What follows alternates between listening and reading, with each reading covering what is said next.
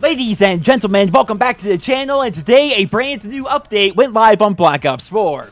Now, if you're hoping for this to be the big overhauling update that adds a bunch of features and changes to the game, unfortunately, this is not going to be it, but still, a number of features were updated, and we're going to be covering all of them here in today's video. First things first, for you competitive fans, because I know you guys have been waiting so long for an update in regards to this, I have good news and bad news for you. The bad news is that League Play has been delayed yet again until mid-February, and we don't have an official release date, which means in theory it could potentially be delayed yet again.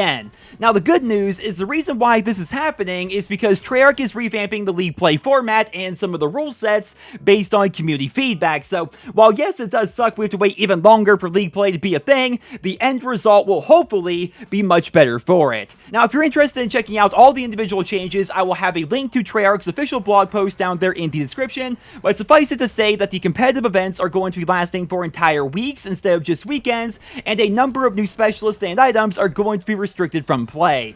Now, moving along here into today's update, the Barbarians event is now live on the Xbox One and the PC. This event features a total of 25 tiers and will be available for 27 days, and for making it up to tier 25, of course, you will get the new Cap 45 secondary and a bunch of skins and cosmetics along the way.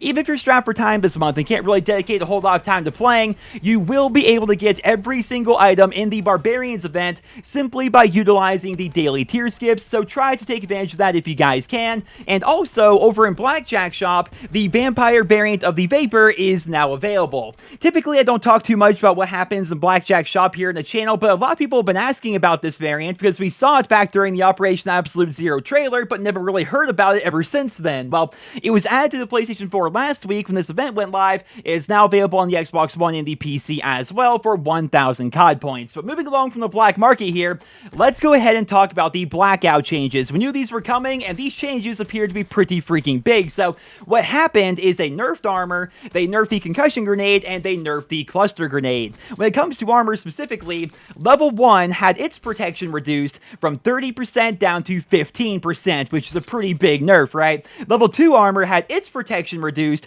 from 40% down to 25%, and level 3 armor had its protection reduced from 50% down to 35%. So for all intents and purposes, after today's update, level 3 armor is going to feel a lot like level 2 armor did before today's update, right? Now, also what they did here is they took level 3 armor and made it much more difficult to repair. So one armor plate is only going to repair 1/2 of a bar of the level 3 armor. So you're going to need in total, let's say your armor is like basically completely busted. If you want to repair level 3 armor completely, you are going to need 10 armor plates, which is pretty much freaking impossible to hold on to at one time and have in general. So that's going to be pretty difficult, and it's going to make it so level 2 armor in theory is much better as a result. It's going to be much more sought after because level 3 is going to be much more difficult to maintain.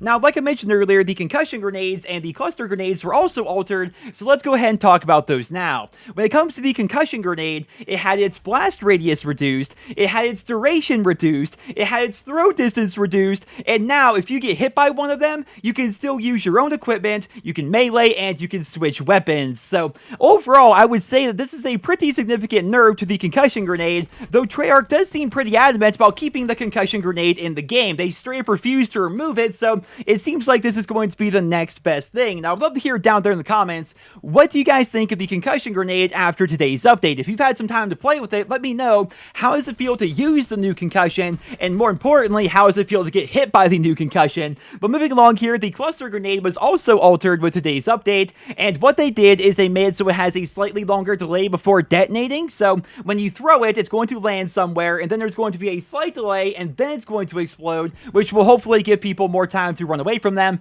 And they also reduce the damage of the mini clusters that happen after the initial explosion. So all in all, this is part of Treyarch's plan to reduce grenade spam and Blackout, which I honestly think is a step in the right direction. But ladies and gentlemen, that pretty much does it for all the gameplay changes that happen happened with today's update. If you're a big multiplayer fan, unfortunately, there really isn't much to discuss here, but we can talk about some non-gameplay changes in Blackout as well as zombies, because after today's update, you can now customize your Galil and your MP40 within the Blackout Armory as well as the Zombies Armory. Both of these weapons are now available in the Zombies mode, which means you can now equip Zombies camos to them as well as Black Market camos, though unfortunately, we still have no word on when Mastery camos are going to be coming to Blackout or Zombies. Treyarch has said that we'll be able to re-unlock Gold, Diamond, and Dark Matter in those game modes, but we have no idea when that's actually going to be coming to the game. And last but not least, if you play on the PlayStation 4, then the new Gauntlet mode is available on the map 9, and Ambush is available as a limited time mode in the Blackout game mode. Ambush is actually pretty interesting because the circle never really delays, it just constantly collapses, and the only weapons that are available in that mode are going to be snipers, melee weapons, and the rocket launcher. Both these game modes, once again, are currently exclusive to the PlayStation 4, which means if you play on the Xbox One or the PC, you will have to wait until next week on February 5th to get your hands on these new game modes. So ladies and gentlemen, that pretty much does it for today's update. Again, super unfortunate that we don't have much in the way of multiplayer right now, though it's worth mentioning that Treyarch has confirmed that a big balance update is going to be coming in February. This update is going to change around a bunch of weapons, it's going to change around how they play in core as well as hardcore, and they're even teasing that some attachments are going to get reworked in one way or another, which of course sounds fantastic, but we have no official release date for that whatsoever other than at some point in February. So I will keep you guys posted with more details as they become available, but fingers crossed, man, fingers crossed that multiplayer gets a little bit of love here in the near future, because it has been a